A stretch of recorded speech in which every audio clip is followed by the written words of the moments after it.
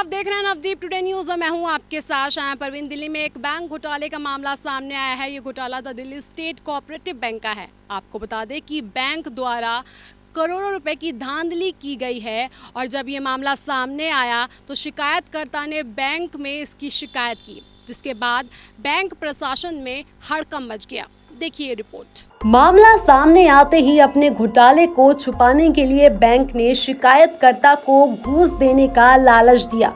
जी हां, शिकायतकर्ता का मुंह बंद करने के लिए बैंक ने कुछ पैसे शिकायतकर्ता को ऑफर किए। अगर आपको यकीन नहीं हो रहा तो आइए शिकायतकर्ता और बैंक बिचौलिया महेंद्र बंसल के बीच जो बात हुई उसकी ऑडियो क्लिप आपको दिखाते हैं। भाई कैसे हैं भाई जी, ठीक हो? बढ़िया बढ़िया बाबूजी, आशीर्वाद है। चलो कल का क्या टाइम रहेगा? कल का हाँ। कल का तो पहले से टाइम दे रखा है, बड़ा बिजी शेड्यूल है कल का। तो कल तो पहले 25 तारीख की बात हुई थी वहाँ का।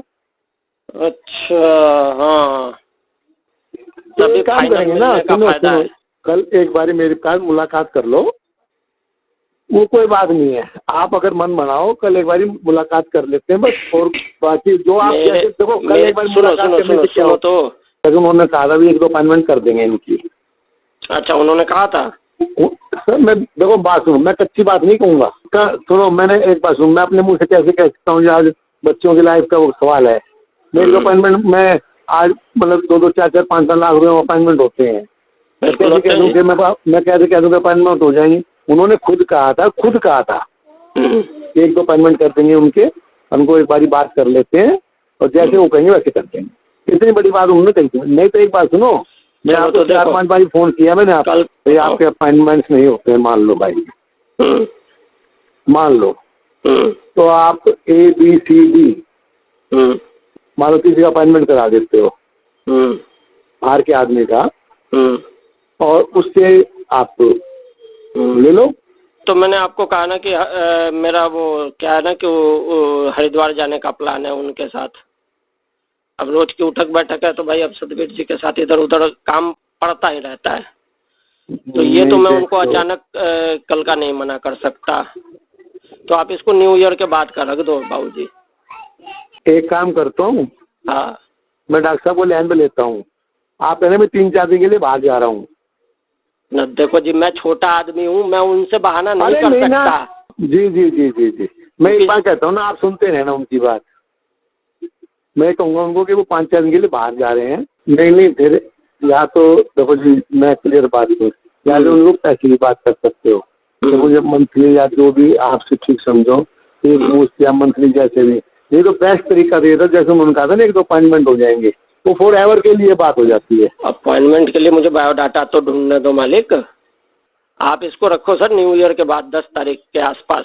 बैंक बिचौलिया द्वारा घूस ऑफर करने के बाद जब शिकायतकर्ता ने मीडिया को इस बात की जानकारी दी, तब नवदीप टुडे ने इस खबर को संज्ञान में लिया और इस बात की जांच करने के लिए जब हम बैंक बिचौलिया महेंद्र बंसल के पास गए तो उनका क्या कहना है आइए आपको दिखाते हैं। एक ऑडियो वायरल हो रहा है जो कंप्लेंट के तौर पर भी आया, क्योंकि बैंक के मेडिटेशन के रूप में आपका नाम उसमें सामने आ रहा है।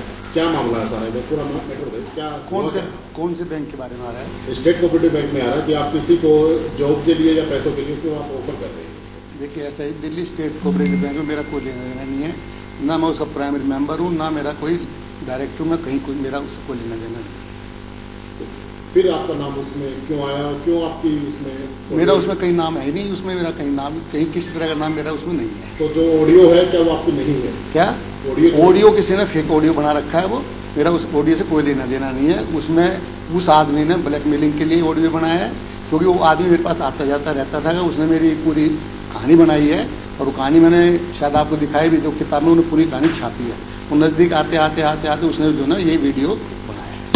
कौन है वो आदमी, ऐसा क्यों, क्या मकसद हो सकता है उसका? इससे नाम तो मुझे उसका एक्चुअली पता नहीं, नाम क्या नाम है उस आदमी का, लेकिन वो अपने आप को मीडिया जैसे मीडिया वाले कहते हैं ना, मैं मीडिया से बिलोंग करता हूँ, वो कह रहा था मैं मीडिया से बिलोंग करता हूँ और आपकी पूरी स्टोरी बनाई है मैंने आपकी। इसके पीछे मकसद क्या हो सकता है कि वो आपको ब्लैकमेल करने के लिए? क्या कोई ब्लैकमेलिंग आपसे की नहीं है जी? क्या उसकी तरफ से कोई ब्लैकमेलिंग आपकी तरफ से की गई या कोई शिकायत आपने पुलिस में की इस बात मैं की? पुलिस में करूँगा नहीं, अब शिकायत, अब मेरे को तो पता नहीं, ये बात है 4 महीने पहले की, ओके, जब ये इसने मेरे से फ़ोन में बात की थी, 4 महीने पहले की बात है। अब मुझे पता लगा, मैं पुलिस में FIR करूँगा उसकी। ठीक है। तो आपका कहना है कि जो भी ऑडियो वायरल की जा रही है, जी, जो लीक हो रखी ओनली है, फॉर ब्लैकमेलिंग, वो आपकी ऑडियो नहीं है? ओनली फॉर ब्लैकमेलिंग वो की जा रही है। सर हम आपकी ये जानना चाहते हैं, आवाज़ वो है या ऑडियो नहीं? आप है एक एक क्वेश्चन करो, जी, आपकी आवाज़ है या नहीं? क्या वो बातें आपकी है या नहीं? आवाज़ मेरी है उसमें? वो बातें आपसे हुई है? अब बात वो हुई नहीं, उसने अपने आप जो उसने बात की है वो बात उसने सारी करी नहीं है। सर बात आपकी तरफ से हुई है कि भाई जो ये मामला है, मैं आपको उनसे मिलवा देता हूँ बैंक वालों से, उसमें या तो 5-5 नहीं, बैंक का कहीं नाम नहीं है, कोई बैंक बैंक का नाम नहीं है उसके अंदर। मैं किस बैंक वाले से मिलवा देता हूँ? सर उसमें कोई बैंक का नाम, बैंक आपका आपकी तरफ से पैसे की जो रखा गया है उसके ऊपर रखा गया है कि 5-5 लाख में या तो नौकरी लगवा लो आप, हाँ जी, या आप मंथली बांध लो, हाँ। या फिर आप महीने का इकट्ठा ले लो। इस तरह से ऐसा- आपने की जो ऐसा ऑडियो वायरल है आपकी तरफ ऐसा है से। जी, उसका जवाब अभी नहीं दे पाऊंगा मैं जी। उसे मैं बाद में दे पाऊंगा। तो सबसे पहले वो ऑडियो की क्लैरिटी की बात करें कि क्या पूरी बातचीत आपकी है या आप पहले कहते हैं कि फेक ऑडियो है? ऐसा है जी, उसने बीच में कहीं ना कहीं इसमें कटिंग की है, कटिंग भी किया प्लस भी किया कहीं ना कहीं। तो जो उसने जो बात की थी वो बात उसमें पूरी नहीं है, जो मेरी फ़ोन में बात हुई थी। कल को आप इसको ऑडियो को ब्लेम करेंगे, इसकी जो पूरी जांच है कि ये रियल है या इसके साथ छेड़खानी हुई है, हाँ जी, जांच करवाने के बाद बिल्कुल कर जवाब सकते हो जी, इसकी जाँच कर सकते हो आप। पूरा मामला आपकी तरफ से कुछ और क्लियर हो सकता है? है जी, पूरा मामला इससे जुड़ा हुआ, आपके क्या मोटिव हो सकता मेरा है? कोई मोटिव नहीं था, ये कोई सिर्फ उसने मेरी जानकारी का फायदा उठाया और कोई फायदा नहीं। सर ये 1600 करोड़ का मामला निकल के मुझे सामने कोई आ एक रहा है। पैसे का लेना देना है जी, लेकिन ना इस मेरा पूरे कोई, मामले में आपकी इन्वॉल्वमेंट होना, नहीं मेरी इन्वॉल्वमेंट नहीं है, बिल्कुल एक पैसे की भी इन्वॉल्वमेंट नहीं तो आपकी तरफ से ऑफर क्यों दिया गया उसको? है जी। मैंने ऑफर दिया ही नहीं उसको, पता नहीं किस मामले में ऑफर क्योंकि दिया वो ऑडियो उसको। आपने सुनी है, नहीं आपको सर, पता नहीं उसमें है। बैंक का कहीं नाम है कि दिल्ली स्टेट कोऑपरेटिव में बैंक है। सर बात हम बैंक की नहीं कर रहे हैं, आपकी तरफ ऑफर की बात कर रहे हैं। क्या? आपने साफ साफ कहा है आपने किस चीज़ का ऑफर किस तो चीज़ का ऑफर दिया? इस बात का जवाब मैं नहीं दे पा रहा। सर That's आपने all. बैंक का नहीं दिया तो किस चीज़ का ऑफर था कि आप या तो मंथली ले लीजिए नहीं, या एक मैंने वीकली कोई ले ऑफर लीजिए, नहीं दिया बैंक का, आप ना जॉब इसका- लगवा लीजिए। सर स्टार्टिंग में आपने कहा कि वो फेक ऑडियो है और अभी आपने एक्सेप्ट कर लिया कि हाँ वो मेरी ऑडियो है, तो सर हम इसमें कौन सी बात सच माने? क्या आपने स्टार्टिंग में बोला ऐसा है कि ना, fake audio कुछ है। बातें मेरी बात फोन पे हुई हैं उससे, जी बाकी इससे बैंक से कोई लेन नहीं है, कोई लोन से संबंधित बात नहीं है, जी। ना किसी अपॉइंटमेंट की बात है, और इससे ज़्यादा तो कुछ सर नहीं एक है। मीडिया वाले से सर आपने प्लीज क्या प्लीज लिसनर्स बस को- अब वो नहीं करना और उसके सर, अलावा। लास्ट सवाल है कि इसके अलावा कुछ नहीं sir. Thank you, last thank सवाल यू है सर, थैंक कि जो आपने ये जो ऑफर किया या जो भी बातचीत हुई लेने देने की, किस बारे में हुई? आप कह रहे हैं कि बैंक से मेरा लेना देना नहीं है, यू। बैंक छोड़ कोई दीजिए। लेना देना नहीं है बैंक से मेरा, किस बारे में ये ऐसे बातचीत मैं हुई? बता दें, इस बात का जवाब नहीं दे पाऊँ। तो देखा आपने, पहले तो बैंक के बिचौलिए महेंद्र बंसल अपनी बात से मुकर जाते हैं कि ये आवाज़ मेरी नहीं है और फिर हाँ कर देते हैं। वहीं जब हमने शिकायतकर्ता से इस बारे में बात की तो उन्होंने पूरी कहानी पर प्रकाश डाला। आइए आपको दिखाते हैं। देखिए जी, ये कहानी जो है ये किसी ब्लैकमेलिंग की नहीं है। ये ऑडियो चाहे जिस भी स्रोत से आपके पास आई हो वो मुझे नहीं पता, लेकिन इस ऑडियो में जो बातचीत हुई है उसको अगर आप ध्यान से सुनेंगे तो उसमें आपको साफ दिखेगा कि महेंद्र बंसल जिस मीटिंग के लिए बार बार मुझे प्रेशराइज कर रहे हैं, मैंने लगातार उस मीटिंग में शामिल होने से उनको मना कर दिया। जिस व्यक्ति से वो मुझे मिलवाना चाहते हैं, जिस डॉक्टर की बात हो रही है, वो उनका पूरा नाम है डॉक्टर विजेंद्र सिंह। वो दिल्ली स्टेट कोऑपरेटिव बैंक के चेयरमैन हैं और उन पर जो है कई दस्तावेजों के आधार पर हमने आरोप लगाया है कि उन्होंने अपने बैंक में एक फर्जी एमडी की नियुक्ति कर रखी है। एमडी का नाम है अनीता रावत। उसे इन लोगों ने जो है 25 दिनों के अंदर 3 प्रमोशन देके डायरेक्ट एमडी बना दिया, जो कि दुनिया का सबसे बड़ा प्रमोशन घोटाला है। उसके बाद इस अनीता रावत ने अपने 9 रिश्तेदारों को भर्ती कर लिया बैंक में बिना किसी वैकेंसी के, और 5 तो दरियागंज में हैं। मतलब रावत कोऑपरेटिव बैंक बना दिया है इस बैंक को। इन्हीं सब मसलों पर जो है हमने पीजीसी, आरसीएस, पीएमओ जगह जगह हमने कंप्लेन की थी। तो महेंद्र बंसल जी को मैं एक जीवनी उनकी टेलीकास्ट करवाई थी, उस सिलसिले में उनसे पहले मुलाकात हो चुकी है मेरी, और उसी के बाद जो है उनको विजेंद्र सिंह ने संपर्क किया। उन्होंने खुद मुझे कहा है, ऑडियो में भी उन्होंने कहा है कि चेयरमैन से उनकी खुद मुलाकात हुई है और चेयरमैन ने उनको ऐसा कहा था कि आप उनसे बात करो और 2 नौकरियां दे दो या 4-5 लोगों की अलग से नौकरी लगा लो या महीने का बंधा हुआ कुछ ले लो, वगैरह वगैरह कई तरह के प्रलोभन हैं। और ये कोई एक सिर्फ सिंगल डे की ऑडियो नहीं है, इसके लिए लगातार उन्होंने 2-3 दिन मुझे प्रेशराइज किया है, 2-3 दिन उन्होंने इस बात के लिए मोटिवेट किया कि इन चीज़ों से आपको क्या मिलेगा, आप अपनी नौकरी लगवा लो। मैंने कहा जी मेरे यहाँ तो कोई नौकरी का कोई सीन है नहीं, मेरे दोनों बच्चे छोटे हैं। तो उन्होंने कहा कि 4 अलग लोगों की नौकरियाँ लगवा लो, मार्केट से पैसा ले लो। और आपको बताऊं कि इसी ऑडियो के आधार पर ये बहुत बड़ा सबूत है कि यहाँ इस तरह के घोटाले होते हैं। हमारे पास तो एक चश्मदीद गवाह है जो कि ये तक बयान दे चुका है विथ रिकॉर्डिंग कि 5 लाख रुपए अनीता रावत ने उसके आंखों के सामने लिए हैं। ये जो पूरा वाकया था, इसमें क्या हुआ है कि महेंद्र बंसल जी विजेंद्र सिंह के साथ दिल्ली नागरिक सहकारी बैंक का पूर्व में भी चुनाव लड़ चुके हैं। वो अच्छी तरह से विजेंद्र सिंह को जानते हैं, एक ही पैनल में उन लोगों ने चुनाव लड़ा है। उसी वजह से इनके ऊपर जो महेंद्र बंसल जी के ऊपर जो पिछला जो इस बोर्ड में थे और इन्हें बर्खास्त किया गया था, आरसीएस ने इन लोगों को बर्खास्त किया था इनके बोर्ड को, उसी की तारीख भुगतने ये गए हुए थे आरसीएस ऑफिस और वहीं विजेंद्र सिंह से इनकी मुलाकात हुई है। ये ऑडियो में रिकॉर्डिंग है। आपकी सुविधा के लिए आपको ये एक रिकॉर्डिंग चाहे जैसी भी मिली हो, बाकी की 3 रिकॉर्डिंग तो मैं आपको दे दूंगा ओरिजिनल की ओरिजिनल। हमने तो बकायदा महेंद्र बंसल का इसका स्टिंग ऑपरेशन किया है और बहुत जल्दी हम अगले सप्ताह तो इसको हम लेके पीआईएल में जाने वाले हैं। तो इसमें महेंद्र बंसल आप पर ब्लैकमेलिंग का आरोप लगा रहा है, कह रहा है कि ब्लैकमेल करने के लिए ऑडियो रिकॉर्ड की गई थी, इसमें कुछ शब्द उनके हैं, कुछ के साथ छेड़खानी की गई है। देखिए जी, अगर ये बात अगर ब्लैकमेलिंग की होती तो जाहिर सी बात है कि ब्लैकमेल करने वाला व्यक्ति उससे संपर्क करता है, उससे कुछ डिमांड करता है। यहाँ आप रिकॉर्डिंग में साफ साफ सुन सकते हैं कि डिमांड अमित लाल की तरफ से नहीं, महेंद्र बंसल की तरफ से ऑफर की जा रही है। जितनी भी बार आप ऑडियो को सुनेंगे, चाहे रिवाइंड करके सुने या इसकी ओरिजिनल फुटेज आप सुने, कहीं पे भी आपको नहीं दिखेगा कि हमारी तरफ से या अमित लाल की तरफ से या हमारी संस्था की तरफ से, दिल्ली न्यूज़ 24 की तरफ से कोई डिमांड की गई हो।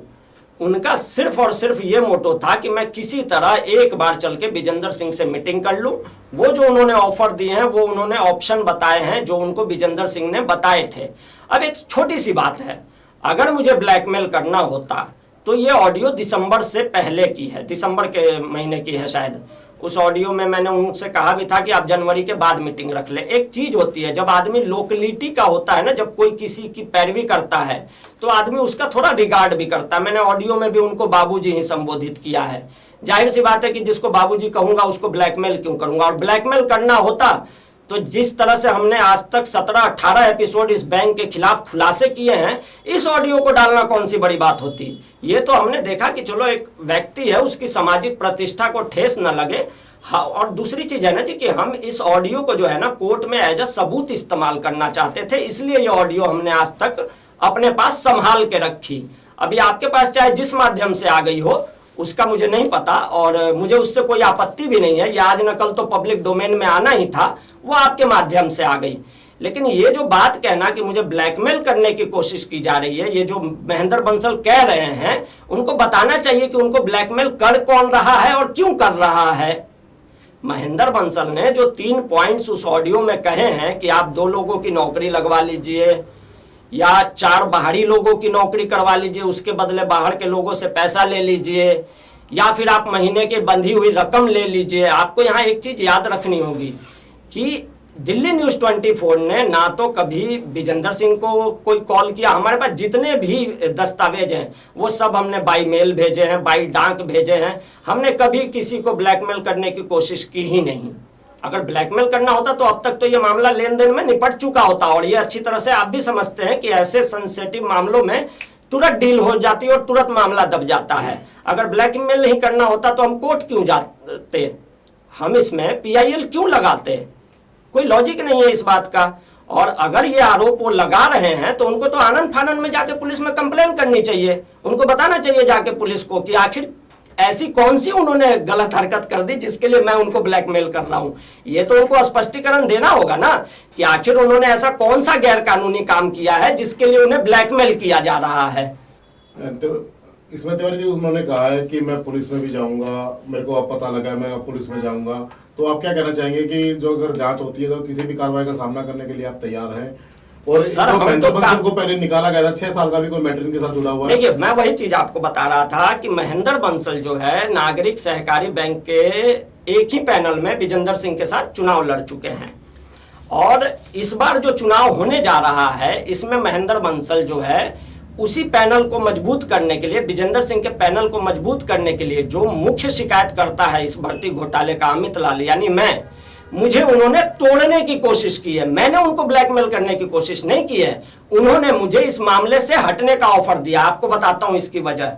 ये देखिए मेरे हाथ में ये कंप्लेन है, मैंने दिल्ली पुलिस कमिश्नर को बाकायदा कंप्लेन कर रखी है। नरेला ब्रांच में बाकायदा 2 करोड़ का घोटाला है, और उसमें विजेंद्र सिंह के भांजे की पत्नी जो है राजेश बाला दहिया, जो अभी अनाज मंडी में काम कर रही है, उस पर आरोप है 2 करोड़ रुपए के खातों में गबन की गई है। बैंक ने खुद जांच रिपोर्ट तैयार की, बैंक ने खुद नरेला थाने को एफआईआर लिखने को कहा, बैंक ने खुद 5 आरोपियों को नाम दिए थाने को, उसमें पहला नाम राजेश बाला दहिया का है, और वो एफआईआर नहीं हो रही है। उसके लिए हमने पुलिस कमिश्नर को लिखा है, अपने चैनल पे भी कई बार आवाज उठाई है, पीएमओ में कंप्लेन कर रखा है, और अब हम जनहित याचिका में जा रहे हैं। इन सारे मामलों से पीछे हटने का ये ऑफर दिया है महेंद्र बंसल ने। महेंद्र बंसल को कोई ब्लैकमेल नहीं कर रहा, महेंद्र बंसल को कोई ब्लैकमेल क्यों करेगा? उनका तो कोई सीधा कनेक्शन ही नहीं है ना इस बैंक घोटाले से। जो व्यक्ति पीछे 40 लोगों की गलत तरीके से भर्ती करने के आरोप में आरसीएस द्वारा उस बोर्ड को बर्खास्त किया गया, उस बोर्ड में महेंद्र बंसल भी था, वो आदमी कह रहा है मुझे ब्लैकमेल किया जा रहा है। बड़ी अजीब हंसी आती है जी। और महेंद्र बंसल जी को तो मैं खुद रिक्वेस्ट करूंगा आपके माध्यम से कि जितनी जल्दी हो सके वो पुलिस में जाके कंप्लेन करे, क्योंकि 7 दिन के बाद उनको इस बात का जवाब कोर्ट में देना होगा। बस इतना ही कहना है मेरा। Special desk Navdeep today news Delhi.